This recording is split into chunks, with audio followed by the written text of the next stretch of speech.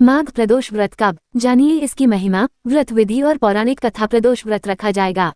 मान्यता है कि इस व्रत को करने से सभी तरह की परेशानियां दूर हो जाती हैं, साथ ही चंद्र भी मजबूत होते हैं। जानिए इस व्रत की महिमा और कथा। भगवान शिव को समर्पित प्रदोष व्रत का हिंदू धर्म में काफी महत्व माना गया है। हर दिन आने वाले प्रदोष व्रत के नाम और महिमा अलग अलग है। इस बार प्रदोष व्रत 22 जनवरी दिन बुधवार को पड़ रहा है। बुधवार को आने वाले प्रदोष व्रत को सौम्यवारा प्रदोष कहते हैं। हिंदू माह के दोनों पक्षों की त्रयोदशी को ये व्रत रखा जाता है। ये तिथि चंद्र से संबंधित है, इसलिए इस दिन व्रत रखने से कुंडली में चंद्र की स्थिति मजबूत होती है।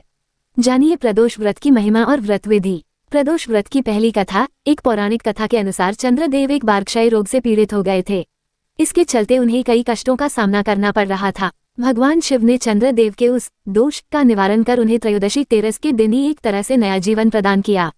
इसलिए इस दिन को प्रदोष कहा जाने लगा। प्रदोष का एक अर्थ गोधूली बेला भी होता है, इसलिए प्रदोष व्रत की पूजा शाम को की जाती है। प्रदोष व्रत की पहली कथा। एक पौराणिक कथा के अनुसार चंद्रदेव एक बार क्षय रोग से पीड़ित हो गए थे। इसके चलते उन्हें कई कष्टों का सामना करना पड़ रहा था। भगवान शिव ने चंद्रदेव के उस दोष का निवारण कर उन्हें त्रयोदशी तेरस के दिन ही एक तरह से नया जीवन प्रदान किया।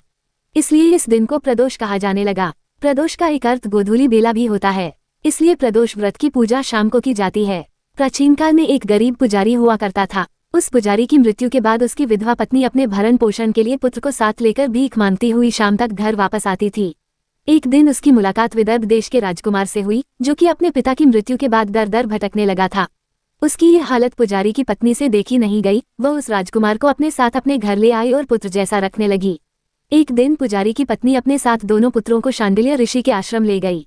वहां उसने ऋषि से शिवजी के प्रदोष व्रत की कथा एवं विधि सुनी तथा घर जाकर अब वह भी प्रदोष व्रत करने लगी।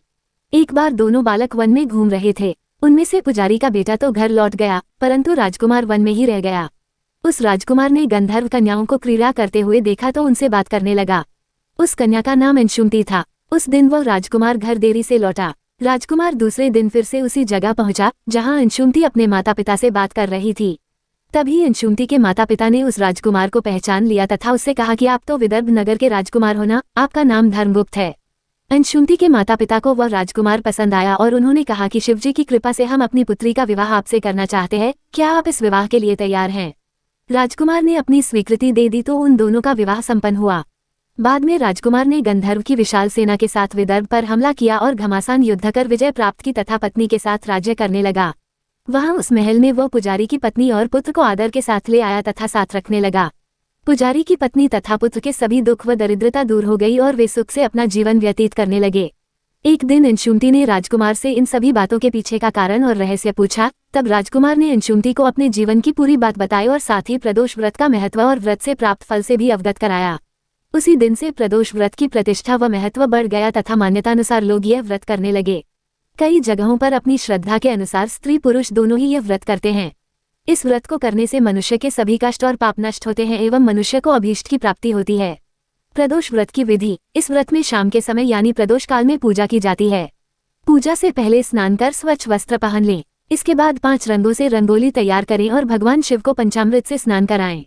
स्नान के बाद विधिवत पूजा करें। पूरे दिन उपवास करें। फलाहार का सेवन कर सकते हैं। इस व्रत को करने से सभी तरह की समस्याएं दूर होने की मान्यता है।